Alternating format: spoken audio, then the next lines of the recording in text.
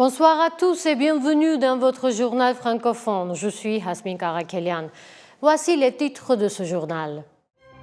Le sommet de Washington, le grand jeu des puissances. Nouvel ordre dans le Caucase, l'Occident salue, l'Iran s'inquiète, Moscou se tait. Après la signature, l'heure des explications pour Pachinian. Yerevan, la bataille des narratives est lancée. Après la guerre de 12 jours entre le voisin de l'Arménie, l'Iran et Israël, les rumeurs qui circulaient sur un règlement des relations arméno-azerbaïdjanaises ont été confirmées le 8 août à la Maison-Blanche. La première fuite est venue de l'ambassadeur américain en Turquie, Tom Barak, qui avait déclaré que les États-Unis avaient proposé de louer à l'Arménie un tronçon de route qui relierait le Nakhichevan au territoire principal de l'Azerbaïdjan, ce qui est devenu un sujet de large discussion, et pas seulement en Arménie. Plus tard, les autorités arméniennes ont déclaré avoir rejeté la proposition américaine, mais aujourd'hui, la réalité est tout autre. Selon de nombreux analystes, le président américain Donald Trump ne savait même pas où se trouvait l'Arménie sur une carte. Cependant, durant les jours les plus tendus du conflit irano-israélien, c'est le lobby israélien aux États-Unis qui lui aurait suggéré que l'Arménie était une option opportune pour contenir l'Iran. Ce n'est qu'une thèse, nous ne pouvons l'affirmer avec certitude. Cependant, le 8 août, le monde a été témoin du fait que les dirigeants de l'Arménie et de l'Azerbaïdjan, affichant un large sourire et une grande satisfaction, ont signé sous le parrainage de Trump un mémorandum trilatéral États-Unis, Arménie, Azerbaïdjan en 7 points, ainsi que des accords de coopération bilatéraux distincts avec les États-Unis. Une journée qualifiée d'historique par les 3 dirigeants eux-mêmes. Particulièrement flatteur, le président Aliyev a souligné à plusieurs reprises que la Maison-Blanche était le premier palais présidentiel du monde et que Donald Trump était le seul à avoir réussi où tous les autres avaient échoué depuis 35 ans. Et pour couronner ce succès, sur proposition d'Ilham Aliyev, l'Arménie et l'Azerbaïdjan ont annoncé qu'ils présenteraient la candidature conjointe de Donald Trump pour le prix Nobel de la paix. Et à la fin, Trump, fidèle à son style, a dit à Aliyev et à Pachinian « S'il y a un problème, appelez-moi ». Le résumé des événements qui se sont déroulés le 8 août à la Maison-Blanche dans notre reportage. La soirée, qualifiée d'historique par Donald Trump, a commencé ainsi. Il a d'abord reçu Nicole Pachinian. Dans un premier temps, des mémorandums d'entente ont été signés sur la sécurité énergétique, l'intelligence artificielle et un partenariat pour le développement des capacités du carrefour de la paix. Après la rencontre avec Ilham Aliyev, la réunion trilatérale a débuté. Sous la médiation de Donald Trump, la présignature d'un accord de paix a eu lieu.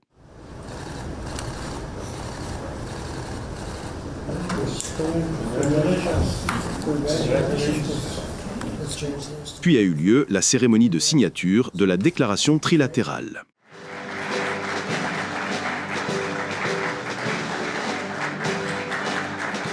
De ce texte, il ressort que l'Arménie et l'Azerbaïdjan se sont adressés à l'OSCE pour demander la dissolution du groupe de Minsk. Le point suivant révèle qu'une route au nom de Donald Trump sera créée sur le territoire arménien. Nous avons réaffirmé l'importance de l'ouverture des communications entre nos deux pays pour les transports nationaux, bilatéraux et internationaux sur la base du respect de la souveraineté, de l'intégrité territoriale et de la juridiction des États afin de promouvoir la paix, la stabilité et la prospérité dans la région et ses environs. Ces efforts incluront la communication sans entrave entre la partie principale de la République d'Azerbaïdjan et la République autonome du Nakhichevan via le territoire de la République d'Arménie, avec des avantages mutuels pour les communications internationales et nationales de la République d'Arménie. Le cadre de mise en œuvre de ce projet de communication, baptisé La Voie Trump pour la paix et la prospérité internationale TRIPP, doit encore être défini. À la fin de la déclaration, une référence est faite à la déclaration d'Alma-Ata, soulignant la création de conditions pour des relations de bon voisinage basées sur les principes de l'inviolabilité des frontières internationales et de l'inadmissibilité du recours à la force pour acquérir des territoires. Le texte contient ensuite la phrase suivante : « Cette réalité qui n'est n'est pas et ne devra jamais être sujette à révision, ouvre la voie pour tourner la page de l'hostilité entre nos deux peuples. Nous rejetons et excluons résolument toute tentative de revanche, maintenant et dans l'avenir. Nous avons résolu une question très importante. Il s'agit d'une zone de transit spéciale, un territoire qui permettra à l'Azerbaïdjan d'avoir un accès complet au Nakhitchevan tout en respectant pleinement l'intégrité territoriale de l'Arménie. C'est un territoire très important pour les deux pays. L'Arménie établit un partenariat exclusif avec les États-Unis pour développer ce corridor dont la gestion durera 99 ans et pourra être prolongée de 99 ans supplémentaires. Nicol Pachinian a déclaré que la présignature de l'accord de paix ouvrira la voie à la fin de décennies de conflits et inaugurera une nouvelle ère fondée sur le respect total de la souveraineté et de l'intégrité territoriale de chacun. Permettez-moi de souligner l'accord sur l'ouverture des communications de transport dans la région, basé sur les principes de souveraineté, d'intégrité territoriale et de juridiction. Je suis particulièrement heureux qu'en collaboration avec les États-Unis, l'Arménie travaille à la mise en œuvre du TRPIP, la voie de Trump pour la paix et la prospérité, un projet de connectivité qui débloquera toute la région. Aliyev, maître dans l'art de savoir quoi dire, quand et où, a remercié Trump avec force courbette en lui disant ce qu'il voulait entendre, que pendant 30 ans, personne n'avait pu résoudre ce problème, mais que lui y était parvenu. Il a finalement proposé, conjointement avec Nicol Pachinian, de s'adresser au comité Nobel pour décerner le prix de la paix à Donald Trump. Do we have draft to sign now? Well, we'll see what happens. We already like to sign. Thank you very much. It's very nice. À la question d'une journaliste arménienne sur ce qui se passerait si l'une des parties violait les accords, Trump a répondu « Vous pourrez m'appeler ». Aliyev a également répondu à cette question. If any of us, Prime Minister Pashinyan or myself, Si l'un de nous, Nicol Pachinian ou moi, avait décidé de faire marche arrière, nous ne serions pas venus. Vous pouvez être certain que ce qui se passe aujourd'hui apportera une paix durable au Caucase. La question du possible retour des habitants de l'Arsart est restée sans réponse. Les prisonniers, eux, n'ont même pas été mentionnés. Pourtant, c'est dans une ambiance euphorique que l'événement s'est achevé, soulignant le caractère historique de l'événement et la promesse que les Arméniens et les Azerbaïdjanais vivraient enfin en paix et qu'il n'y aurait plus de guerre. Donald Trump a fait des adieux chaleureux à ses invités. See you again. Les signatures sont opposées, mais la bataille de la communication, elle, ne fait que commencer. Juste après avoir quitté Donald Trump, Nicol Pachinian a tenu une conférence de presse surprise pour défendre cet accord historique. Sa promesse, une révolution économique pour une Arménie enfin désenclavée et la garantie que le pays conserve sa pleine souveraineté sur toutes les routes. Un changement de taille puisque le garant de cet accord n'est plus Moscou, mais Washington. Immédiatement après la cérémonie, Nicol Pachinian a décidé de tenir une conférence de presse pour les journalistes arméniens, bien qu'il ait été annoncé au préalable qu'il ne s'exprimerait que ce matin à 8 h. Le déblocage de la République d'Arménie va avoir lieu. La République d'Arménie aura ainsi la possibilité d'avoir une connexion ferroviaire avec le monde extérieur. Et je veux aussi noter qu'il y aura une connexion ferroviaire d'Arménie à Arménie via le territoire de l'Azerbaïdjan. Comme vous le savez, il existe différentes routes qui peuvent également assurer cette liaison d'Arménie à Arménie en passant par l'Azerbaïdjan. Pachinian a martelé qu'il n'y avait aucune logique de corridor dans les documents et que toutes les routes seraient utilisées de la même manière et dans les mêmes conditions sur une base de réciprocité. Pour toute interprétation, toute perception de ce qui s'est passé, il faut se baser sur le texte. Le texte a été publié, donc tout ce qui existe est écrit dans le texte. Ce qui n'est pas dans le texte, eh bien, n'existe pas. La route de Trump est un projet d'investissement majeur. Selon Pachinian, il s'agira du plus grand projet d'investissement de la Troisième République. Et le projet route de Trump ne concerne pas uniquement le chemin de fer, les pipelines potentiels, gazoducs, oléoducs, ainsi que les lignes de transport d'électricité qui traverseront l'Arménie y jouent un rôle essentiel. Selon lui, le projet est entièrement conforme aux intérêts de la région, car il offre à l'Iran une liaison ferroviaire du Golfe Persique à la mer Noire. Quant à la Russie, elle obtient également une connexion ferroviaire vers l'Iran via d'autres territoires.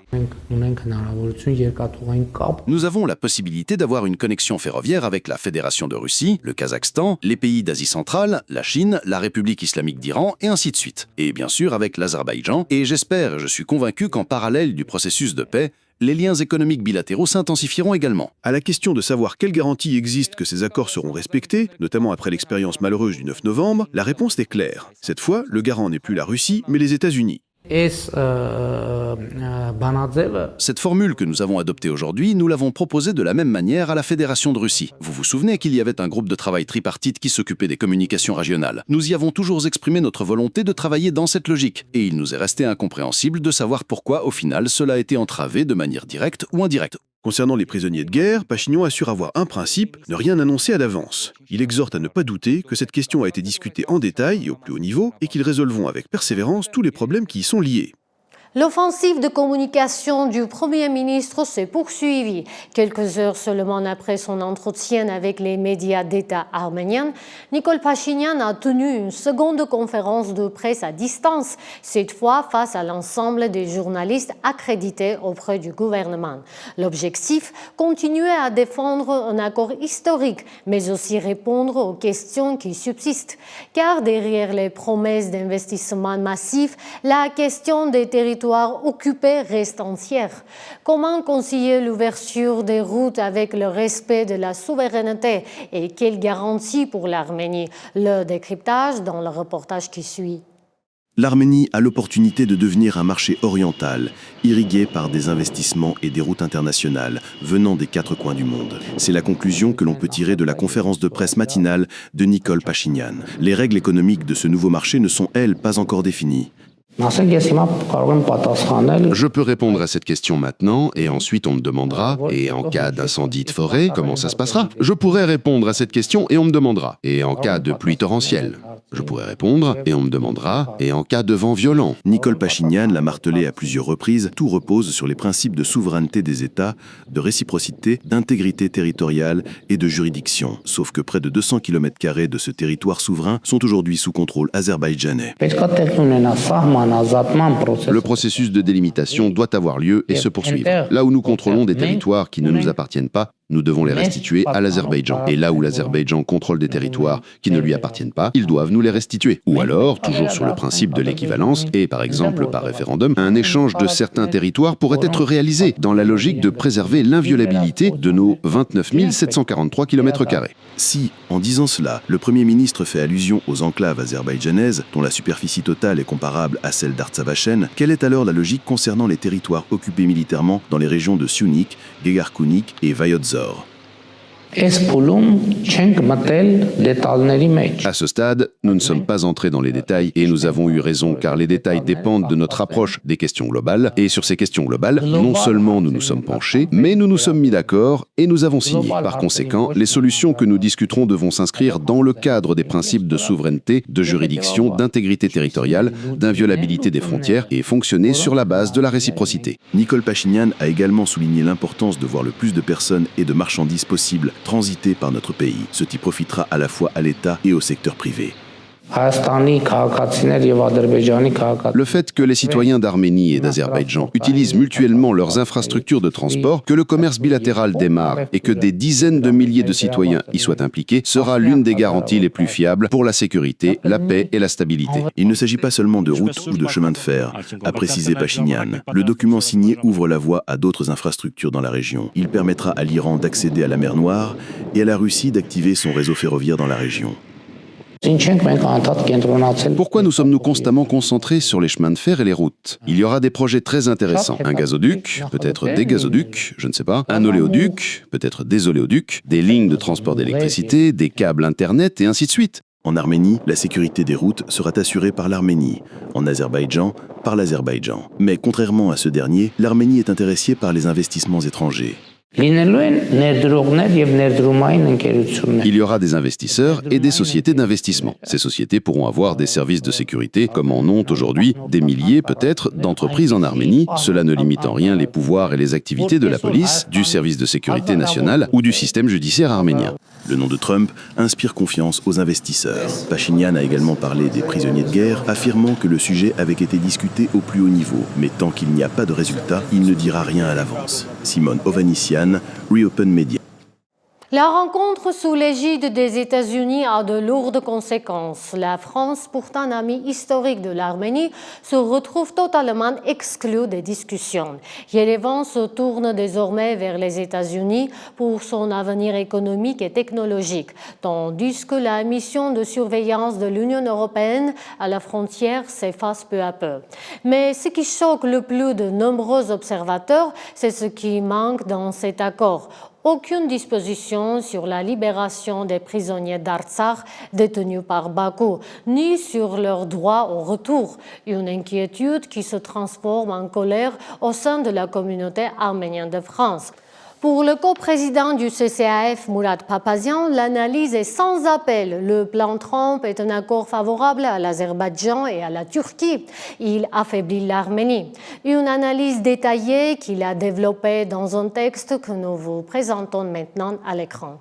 Le traité signé entre Ilham Aliyev et Nicole Pachinian, sous le parrainage de Donald Trump, entérine l'édification du corridor du Zangezur. Présenté par ses promoteurs comme un projet de paix et d'ouverture régionelle, la Trump Route for International Peace and Prosperity, TRIP, ce corridor constitue en réalité une grave atteinte à la souveraineté et à la sécurité de l'Arménie. Une perte de souveraineté et un affaiblissement stratégique. Ce corridor, qui traverse une partie du territoire arménien internationalement reconnu, retire de facto à l'Arménie le contrôle de cette zone. La frontière méridionale avec l'Iran, l'une des rares ouvertures stratégiques du pays, en sort fragilisée. La perte de contrôle sur ce passage constitue un affaiblissement géopolitique majeur, réduisant les marges de manœuvre économiques et diplomatiques d'Erevan. Pire encore, l'accord prévoit que la gestion et la sécurité du corridor, sous contrôle des États-Unis, impliquent des forces turques et potentiellement de l'OTAN. Pour un État enclavé, déjà sous pression militaire permanente, autoriser la présence directe ou indirecte de forces étrangères, hostiles ou ambiguës, est un risque existentiel. Ce corridor n'est pas un projet neutre. Il est l'un des piliers de la stratégie turco-azerbaïdjanaise de grande union pan-turque. Il relie physiquement la Turquie à l'Azerbaïdjan, puis aux républiques turcophones d'Asie centrale. Ankara et Bakou le réclament depuis des années, l'ont imposé par la guerre et la pression diplomatique et obtiennent aujourd'hui sa concrétisation sans contrepartie réelle. Pour l'Arménie, c'est l'ouverture d'une autoroute géopolitique hostile en plein cœur de son territoire.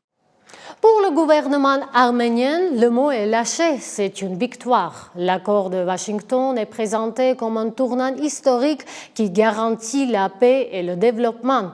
Mais cet enthousiasme est loin d'être partagé. Pour l'opposition, il s'agit d'une capitulation qui transforme l'Arménie en un simple corridor pour les autres. Entre la célébration du pouvoir et la colère de ses détracteurs, comment comprendre les enjeux réels de cet accord? Élément de réponse. C'est un événement historique et sans précédent car Les membres de la délégation qui accompagnait Nicole Pachinian à Washington ont pris la parole, soulignant que le concept de carrefour de la paix est désormais inscrit dans un document international de la plus haute importance. Il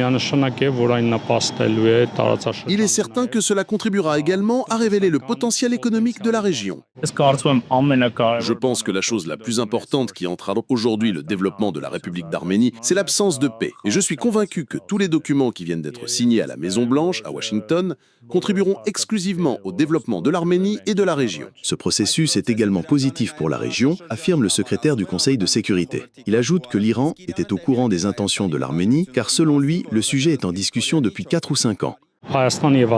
L'établissement de la paix entre l'Arménie et l'Azerbaïdjan aura également un impact positif sur les relations entre l'Arménie et la Turquie. L'Azerbaïdjan et l'Arménie qualifient tous deux cet accord de victoire. Je vous rappelle qu'hier, l'assistant d'Aliyev écrivait qu'ils avaient gagné. Armen Grigorian dit la même chose. C'est une grande victoire, tant diplomatique que politique. Mais cet enthousiasme n'est pas partagé par l'ancien ministre des Affaires étrangères. Vardan Oskanian estime que l'Arménie fait des concessions, contrairement à l'Azerbaïdjan. Il faut probablement un talent spécial pour réussir à faire avaler des couleuvres pareilles. En Arménie, c'est sur Facebook que les responsables politiques ont choisi de réagir. Nous n'avons pas réussi à joindre plusieurs figures de l'opposition pour un commentaire direct. Quand l'Azerbaïdjan se réjouit, c'est compréhensible. Ils obtiennent ce qu'ils veulent sans aucune obligation. Mais vous, les nicolistes et les pro-occidentaux, pourquoi êtes-vous si heureux? Parce que vous avez renié le panthéon militaire érablour? Vous avez trahi le sacrifice des soldats? Ou parce que vous enterrez la Troisième République et transformez l'Arménie en un corridor pour les autres? Le turcologue Varoujan Guégamian estime que l'accord signé vise exclusivement à protéger les intérêts de la Turquie et de l'Azerbaïdjan. Si vous regardez, vous verrez que la seule chose dont les mécanismes sont décrits de manière plus ou moins claire, c'est le corridor de Zangezur. Le reste, ce sont de belles paroles sans engagement, des toasts. Tout cela avait pour but de rendre réalité le corridor de Zangezur, imposé à l'Arménie, accepté par le pouvoir de facto et qui suppose une conquête rampante du sionik. Pendant ce temps, le député Haïk Konjurian, lui, reçoit des appels de félicitations depuis l'Arménie. Un véritable déluge de réactions des quatre coins du monde a suivi la signature des accords de Washington. Union européenne, OTAN, Royaume-Uni, France, Turquie et de nombreux autres pays, du Qatar à l'Italie, saluent quasi unanimement l'événement. Le ministère iranien des Affaires étrangères se félicite de l'accord de paix, mais exprime déjà son inquiétude face à l'ingérence possible de pays tiers. Et quant à la Russie, un entretien téléphonique a eu lieu entre Nicole Pachinian et Vladimir Poutine à l'initiative de la partie arménienne. Le premier ministre arménien a informé son homologue russe des discussions qui se sont tenues à la Maison-Blanche. Il a exprimé sa conviction que l'accord de paix entre l'Arménie et l'Azerbaïdjan ouvrait de nouvelles opportunités pour tous les pays de la région. Les deux dirigeants sont convenus de poursuivre leurs contacts. De son côté, le Kremlin précise que Vladimir Poutine a également évoqué les résultats de son propre entretien avec l'envoyé spécial américain Witkoff, ainsi que la préparation de sa rencontre avec Donald Trump en Alaska. Nicole Pachinian a salué les démarches en faveur d'un règlement pacifique de la crise ukrainienne. David Guengioyan a fait le tour des réactions des principales capitales et organisations internationales. C'est un véritable déluge de réactions qui a suivi la signature la nuit dernière à Washington du mémorandum en 7 points entre l'Arménie et l'Azerbaïdjan. Au nom de l'Union européenne, la haute représentante pour les affaires étrangères, Kaja Kallas, a publié une déclaration. Nous saluons les efforts des deux parties et de l'administration américaine pour saisir ce moment favorable et progresser. Il est maintenant crucial d'assurer la mise en œuvre rapide des étapes convenues, en particulier la signature et la ratification du traité de paix. Le président du Conseil européen, Antonio Costa, a également salué la présignature du traité de paix. Une étape importante franchie par le président Aliyev et le Premier ministre Pachinian, qui ouvre la voie à une paix durable et stable. La France affiche également son soutien. La dissolution du groupe de Minsk, dont Paris a été un coprésident de longue date, est jugée acceptable. Le Quai d'Orsay a déclaré que la normalisation des relations et la signature rapide du traité de paix devaient être une étape clé pour faire du Caucase du Sud une région de paix et de prospérité. Le ministère a noté que les accords favorisaient la connectivité régionale, l'ouverture des frontières et le renforcement de la souveraineté des États, sur la base des principes de la déclaration d'Alma-Ata de 1991. Alors que la France a été la grande absente du sommet de Washington, un geste diplomatique est intervenu aujourd'hui pour maintenir Paris à bord. Le Premier ministre Nicole Pachinian a appelé le président Emmanuel Macron pour le débriefer des négociations qui se sont tenues à la Maison-Blanche. En retour, le président français a publiquement salué un accord visant à la normalisation des relations. Un soutien affiché qui semble valider, du moins pour l'instant, la nouvelle feuille de route américaine. J'ai de nouveau salué l'accord obtenu sous l'égide des États-Unis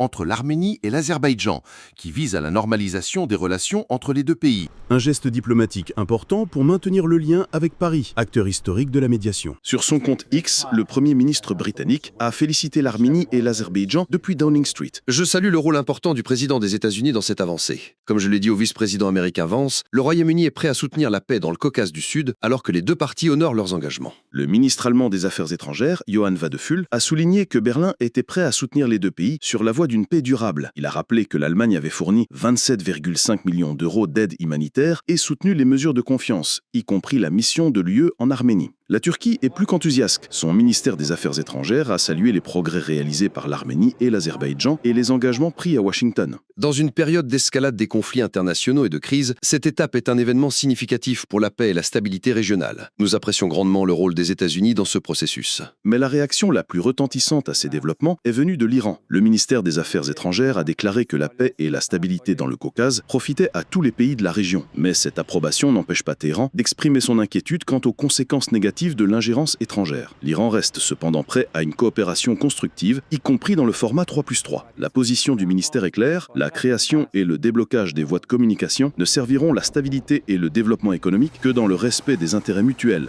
de la souveraineté nationale et de l'intégrité territoriale et sans ingérence extérieure. Sur son compte Telegram, le corps des gardiens de la révolution islamique a rappelé les négociations entre les dirigeants israéliens et palestiniens avec la participation du président américain Bill Clinton en publiant des photos accompagnées de ce commentaire.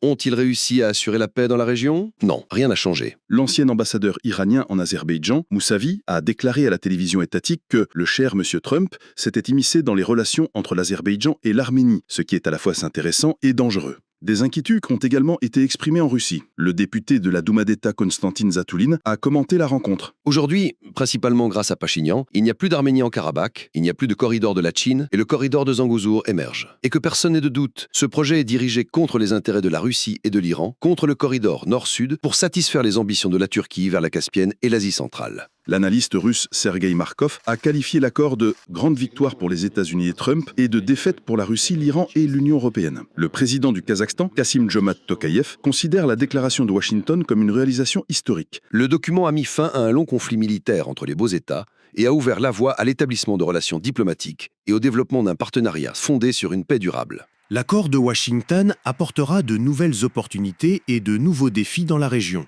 Selon les experts, des progrès stables nécessiteront une confiance mutuelle et une utilisation judicieuse du soutien international. David Genjoyan, Reopen Media. Téhéran salue l'accord, mais veut des garanties. Un vice-ministre arménien est attendu en Iran.